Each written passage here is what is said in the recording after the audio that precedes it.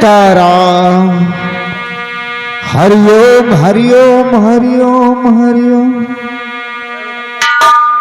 तो समय सबका बदलता है, समय की आन ना बदले, और भविष्य के लिखने वालों का कभी अनुमान ना बदले। तो तुलसी बिरवा बाग में सींचे से कुम्हिला, और रहे भरोसे राम के पर्वत पे हलवा। हरिओम। और जिस भजन में राम का नाम न हो, उस भजन को गाना न चाहिए।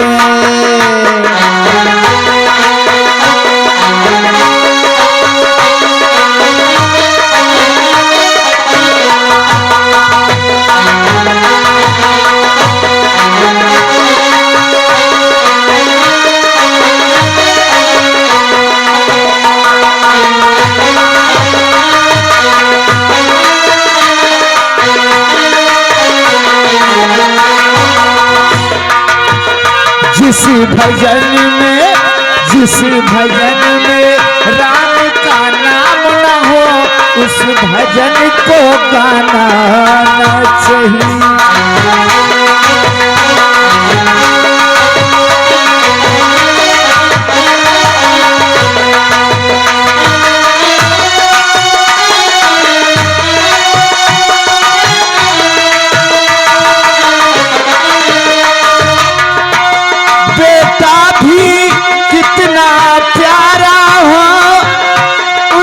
सर पे बिठाना न चाहिए।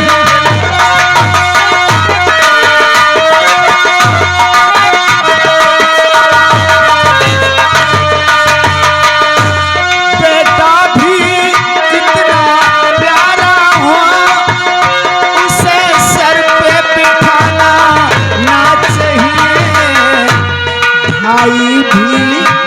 भाई भी कितना दुश्मन हो, उससे राज छुपाना न चाहिए।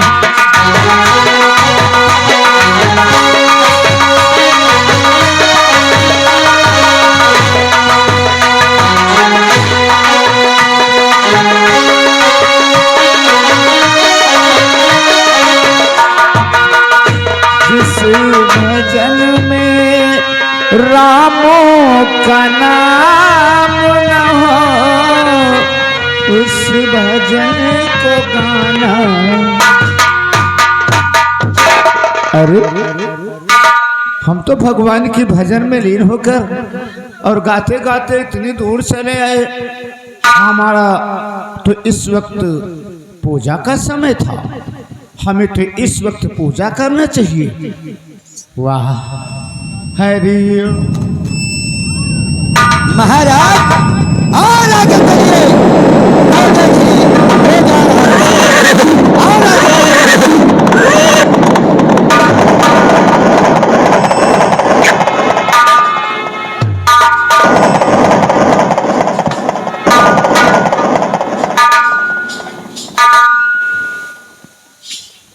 घमंडी राजा, तुझे कुछ दिखता नहीं? तुझे साधु संत कोई नजर नहीं आता? तुझे रुपया पैसा राज और ताज का इतना बड़ा घमंड हो गया? नहीं गुरुदेव, चूंकि ऐसा मत कहो गुरुदेव। चूंकि हमारे हवन कुंड में तूने लात मारा। गुरुदेव मैंने जानबूझ करके कुछ नहीं किया। आप उस शिकार का पीछा करते करते एकदम उसी की चिंता में थे, इसलिए आप को ध्यान नहीं दिया। मुझे घमंडी राजा, अरे मूर्ख, मैं जा तुझे श्राप देता हूं। जा, मैं तुझे श्राप देता हूं, तेरा सब कुछ सर्वनाश हो जाएगा ना।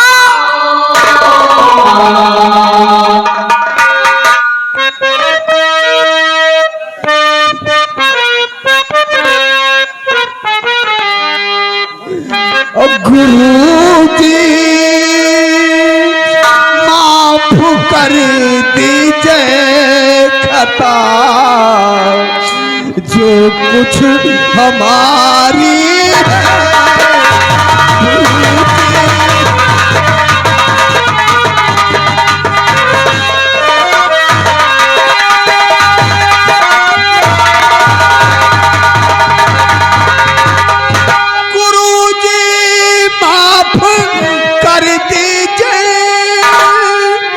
खता जो कुछ हमारी है, और निवारण कीजिए मुनिवर, निवारण कीजिए मुनिवर, हुआ अपराध।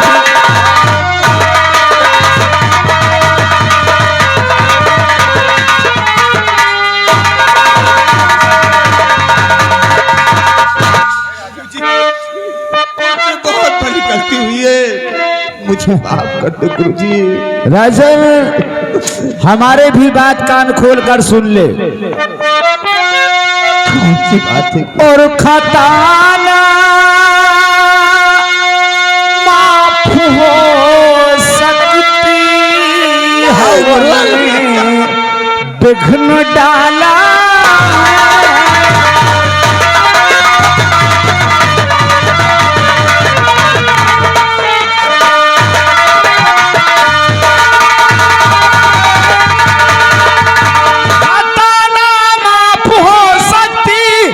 हवन में पिघल डाला है, और दूजा श्राप है मेरा गया, तेरा उजाला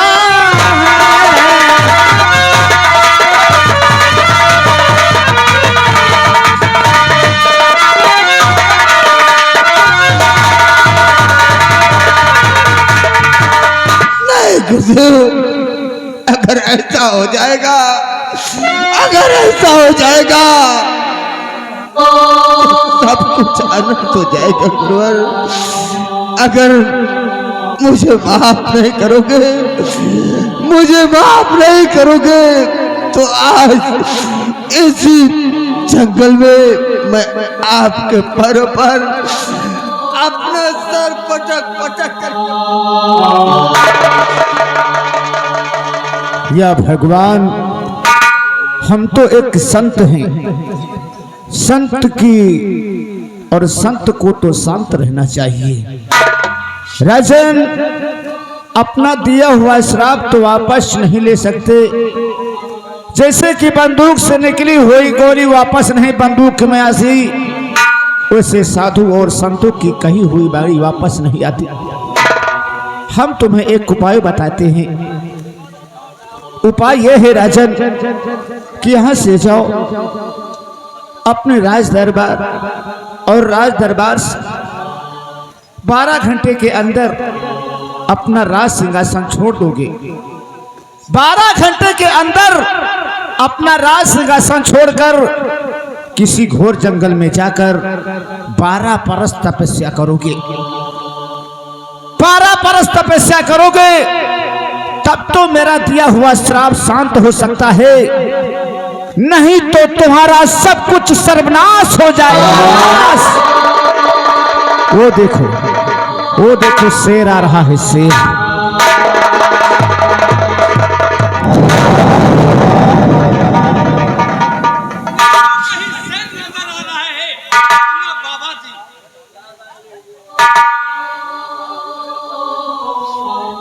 महाराज, महामंत्री विक्रम सिंह, आज अनजाने में मुझसे बहुत बड़ी गलती हो गई और उस गलती की सजा मुझे मिल रही है। मुनियों ने श्राप दिया है कि अगर 12 घंटे के भीतर अपना ये राज सिंहासन छोड़ करके नहीं जाओगे तो तुम्हारा सब कुछ सर्वनाश हो जाएगा। हाँ महाराज। इसलिए चलो चलो इस वक्त हम राजमहल की तरफ चलते हैं। ठीक है महाराज, सबसे पहले चलिए राजा से मिलते हैं।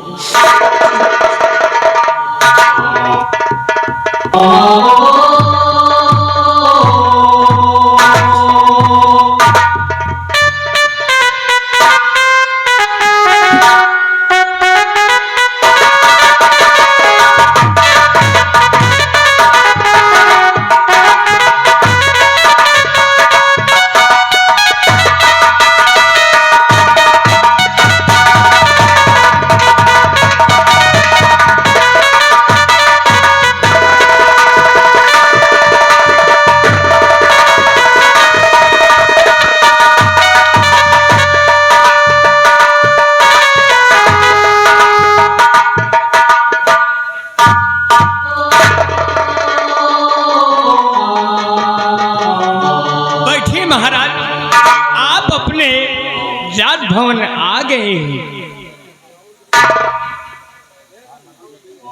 महामंत्री विक्रम सिंह,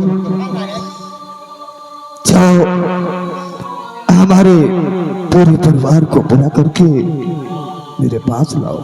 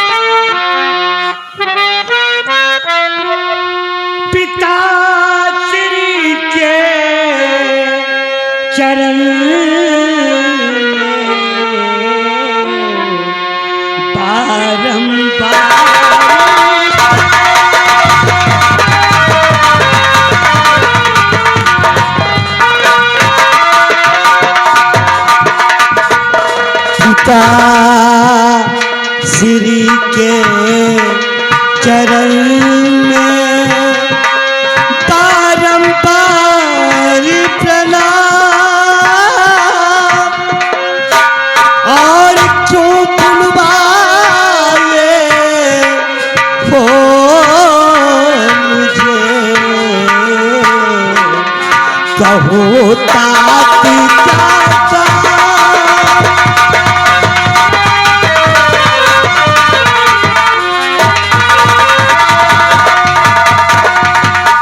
पिताश्री, आप रो रहे हैं? रो रहे हैं? क्यों, क्या बात है?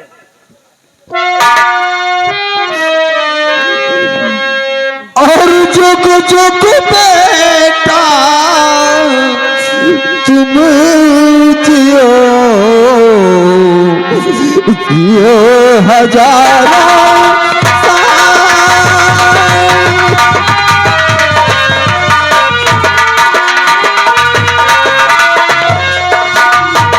जुग जुग बेटा तुम जियो और जियो हजारों साल। और ब्रह्मा पे सुनो शिव सदा रखे तुम्हारा।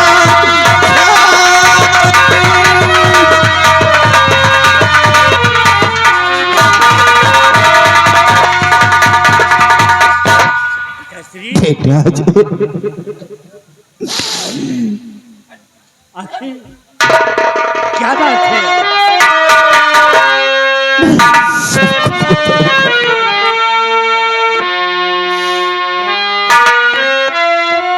पिता चरण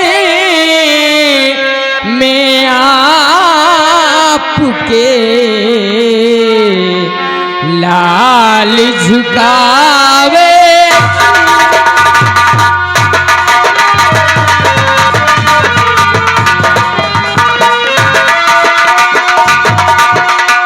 पिता चरण में आपके लाल झुकावे सी और यही हमें आशीष दो खुश रखे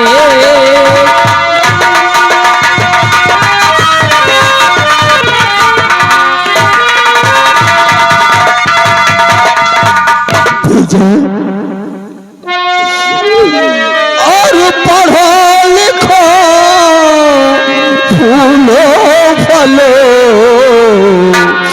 रहो सदा खुशहाल।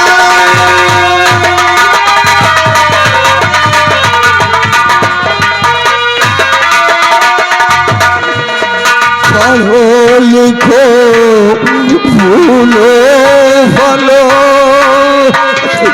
रहो सदा खुशहाल। लेकिन बेटी पीकी का रखना हर दबी लेकिन बेटा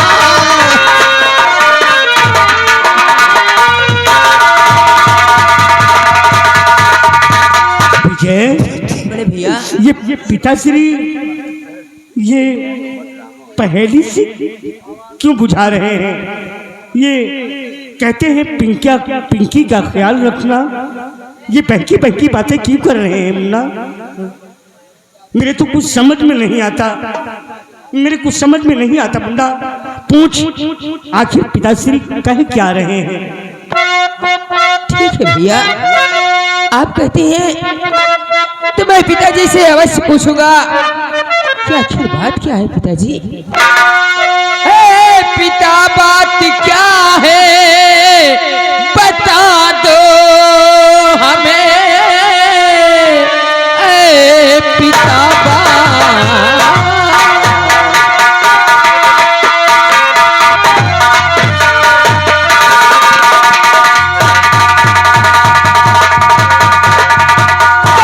पिता बात क्या है बता दो हमें। बताए न दिल को मन धीर यूं पहेली से हम सबको बुझवा रहे। माजरा क्या खुलासा बताते।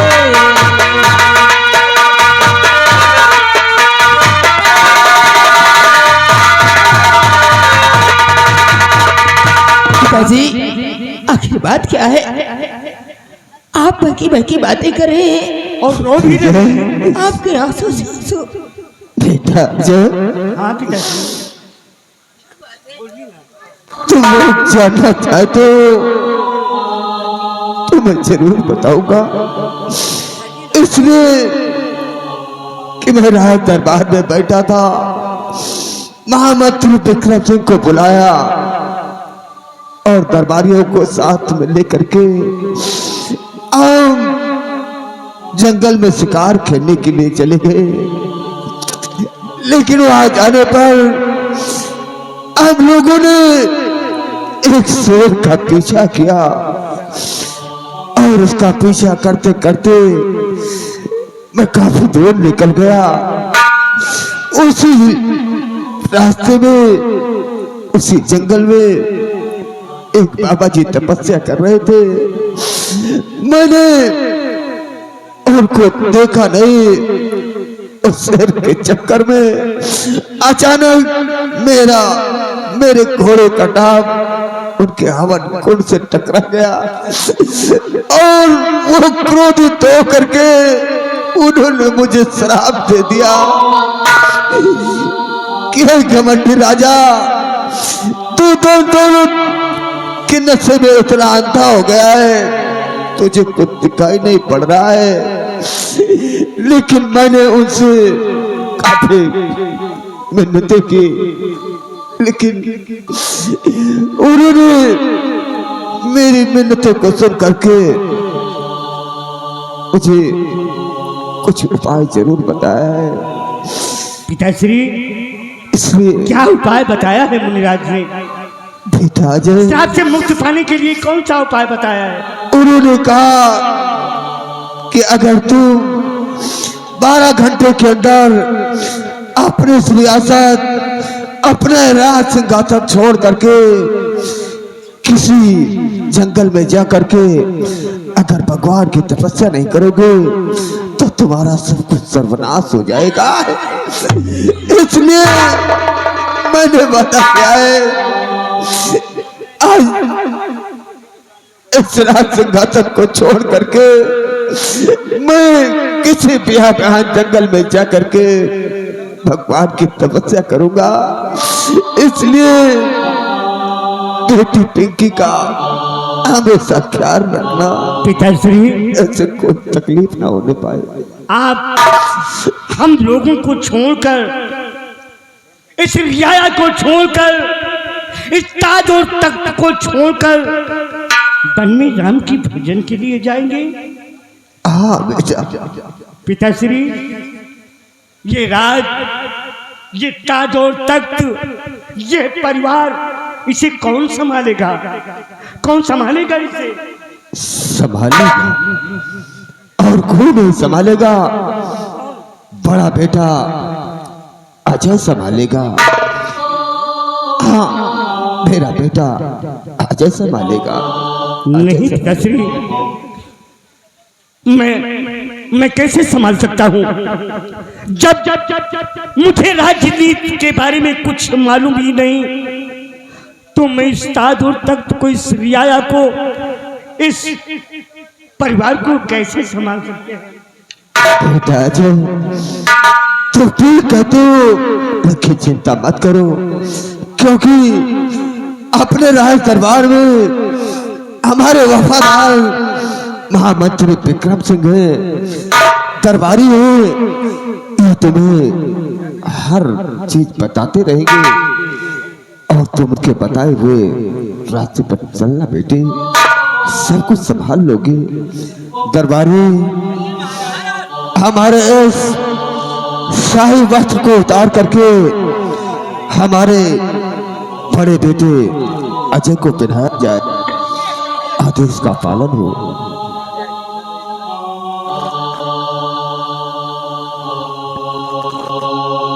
पिताश्री, आप तो कहा करते थे, अक्सर कहा करते थे आप कि बेटा अजय, तुम्हारा जिस वक्त राज तिलक होगा, राज में दान बंटवाया जाएगा, खुशी की